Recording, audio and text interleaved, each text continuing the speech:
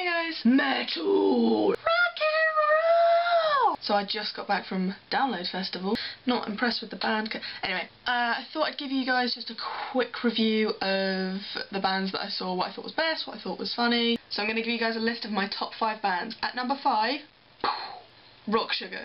So we go in, and they come on, and everyone is so excited. And I'm there with my 2 friends, and we're all like, are we missing something here? Why? You know, everyone's like, woo, Rock Sugar! What? They start playing the intro to Enter Sandman.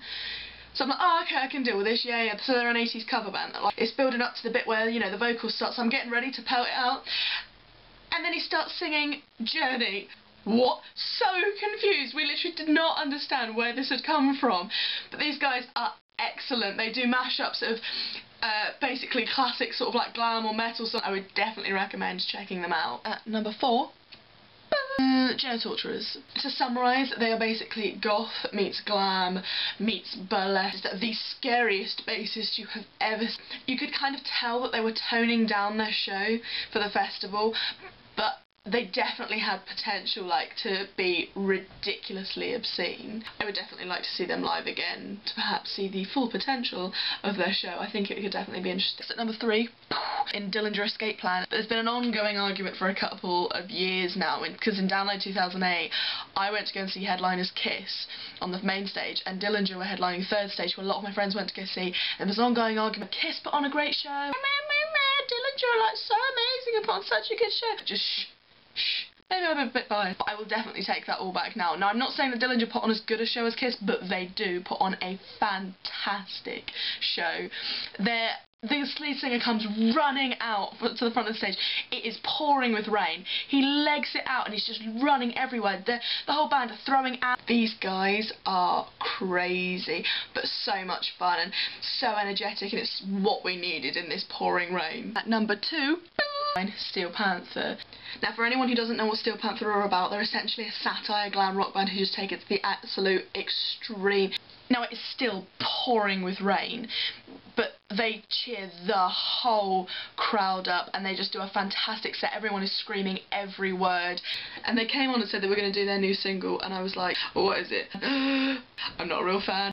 And then they did a cover of Backstreet Boys, I Want It That Way, which was very, very funny, because no one was quite sure like how serious it was, but everyone was just having a good time just singing. It was just a really good fun. Number 1, without a doubt, Airborne. Some who are watching who know me may just say, you just love Airborne, you're just going to put them first no matter what they did. Even if you didn't know any of their songs, didn't know what they were about, it doesn't matter. Airborne are another fantastic sort of like hair metal band. Now, many say they sound exactly like AC/DC. A reasonably fair comment. Now, you know, I literally love Airborne. I'm screaming every word along, still in the pouring rain. Now, the main part of their show that was so impressive was when the lead singer / guitarist decided to climb the 2nd stage. This is at the structure of the 2nd stage. It is still pouring with rain, and this guy with no harnesses, he hasn't even got a shirt on, for goodness sake, slings his guitar on his back, starts climbing up the stage until he reaches the very top where the barriers go across like this. He's sort of like up here, links his leg through and just plays his solo. It is ridiculous. He gets to the top and you're like, oh, he's done his solo, that's fantastic, you know, everyone's so excited, woo, Airborne. He then continues to climb up to this part, and he's literally standing on a pole, however many foot in the air. It's pouring with rain, there is nothing holding him up there. This whole time, bearing in mind, the band are still on stage and they are still playing their instruments, doing the basic riff of Girls in Black, I think the song was they were playing. The whole time bearing in mind that the stage managers were going crazy. And in the end, the stage managers literally was like, no mate, cut it. Power completely cut. You have never heard such uproar.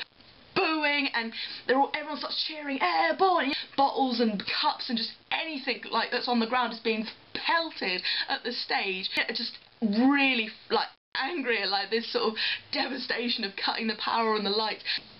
I did actually manage to find a pretty good video of it, which I'll link to here. Bing!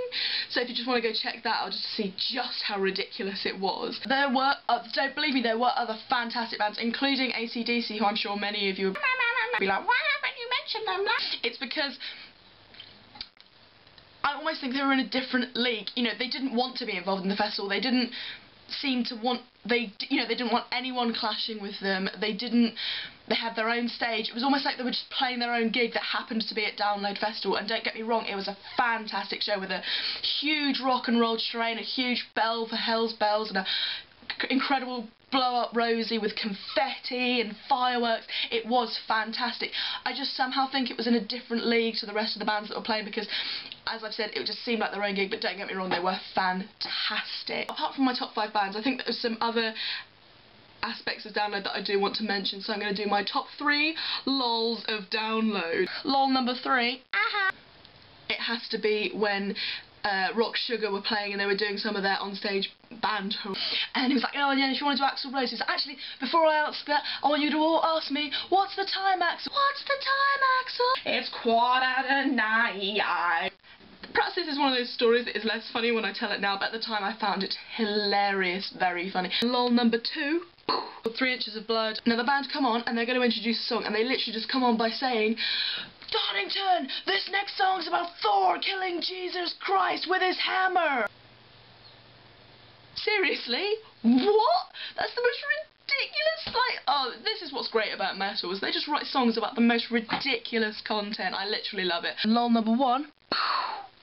When Slash performed, he would have been in my most epic list. Watching him play Sweet Child of Mine, he did a collaboration with Lemmy, and he played Paradise City. It was absolutely fantastic, like stuff that you were literally never going to see. It was amazing, so fun, but it was literally only the end. His solo stuff is good, it's just not necessarily like completely my taste compared to the other things that I saw, but the end of his set was fantastic. Now the funny part of his act obviously wasn't his playing, it was what was happening while he was playing. There was this one girl, she literally had no top on, no nothing, and basically when he was playing the solo she was going crazy, boobs out, and they were flailing everywhere, and the camera would literally cut between Slash playing his guitar and this girl's boobs. I only managed to find one video of it on YouTube, but it does pretty much capture what was happening. I'll link that to you here. Boom! Another thing I want to add is that unfortunately, because of the rain and because of being stood in it for 5 hours and being in severe pain from the waist down, I didn't get to see Aerosmith on Sunday night because we would not have had any fun staying and watching it. So if any of you did catch Aerosmith, just leave me a comment, tell me whether they were good, what you thought of them. In fact, just tell me about anything you liked at Download, you know, the bands, anything in the village, any of the extra activities.